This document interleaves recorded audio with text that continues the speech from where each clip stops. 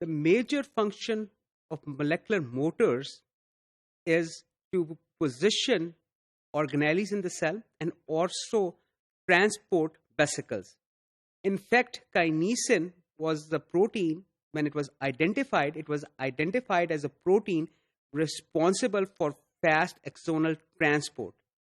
So let's see how these motor proteins help transport organelles or vesicles in the cell. Microtubule array of interphase cell is oriented with the minus ends of microtubule near the center of the cell at the centrosome and the plus ends extending to the cell periphery. Centripetal movements of organelles towards the cell center require the action of minus end directed motor protein, the cytoplasmic dynein, as we know that now. Centrifugal movements towards the periphery require the plus end directed kinesin motors. Endoplasmic reticulum, the membranous organelle, which forms a network, aligns with microtubules and extends to the edges of the cell. Golgi apparatus, on the other hand, is located near the centrosome. If we treat cells with drugs that depolymerize microtubules, for example, colchicine or nicotazole, it causes the collapse of ER to cell center and Golgi apparatus fragments and disperses throughout the cytoplasm. Let me show you an experiment in the next slide. Here you have cells. These cells on this side basically have their microtubule array intact. As you can see, these filamentous structures, the red, which are stained with the red color fluorochrome, a molecule which can glow in certain light conditions. So we can see the skeleton, the microtubule skeleton of the cell. The yellow pigment in this micrograph is corresponding to the location of Golgi apparatus. As you can see, the Golgi apparatus is present towards the cellular center near the nucleus.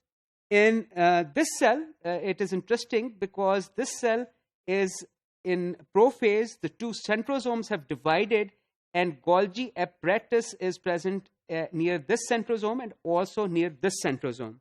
So if we take these cells and treat them with microtubule depolymerizing center and then look at the Golgi staining for Golgi apparatus, we will see that Golgi apparatus no longer localizes near the cell center. It is dispersed throughout the cell. The punctate or these little yellow dots you're seeing is a dispersed Golgi apparatus. Cytoplasmic dynein, in order to function, requires association with large protein complex called dynectin to translocate these organelles effectively. The dynectin complex includes a short arm, a short actin-like filament that is made up of actin-related protein or ARP1. We have talked about ARP2 and 3 when we were talking about actin nucleation. ARP1 is distinct from ARP2 and ARP3. The components of ARP complex involved in nucleation of the actin filaments that we have talked about previously. So here is the picture where you have this dynein. This dynein is shown in dark green color, and dynectin is the large red complex that includes components that bind weakly to microtubules, for example here, and the components that bind to dynein itself, and components that form a small actin-like filament made up of actin-related protein ARP1. ARP1 filament mediates the attachment of this large complex to the membrane, which is membrane enclosed organelles, through a network of spectrin and ankyrin. We have talked about these molecules. I'll show you a more detailed image of this later on. But basically, dynectin is not only protein required for dynein activity, but it also links dynein with vesicles, different proteins which are embedded in the membrane of vesicles. The Golgi apparatus is coated with ankyrin, with proteins ankyrin and spectrin. which associate with ARP1 in the dynectin complex. The spectrin array gives the structural, spectrin array does two things. It gives the structural stability to Golgi membrane, and also, secondly, via ARP1 filament mediates regulatable attachment of dynein to the organelle.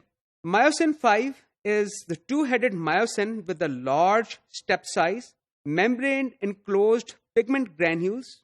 Melanosomes are synthesized by melanocytes beneath the skin surface. Basically, we have talked about, when we talked about vesicular transport, we think of microtubules and their motor proteins that associate with these cytoskeletal elements. Actin myosin can also transport different organelles, as I'm going to show you.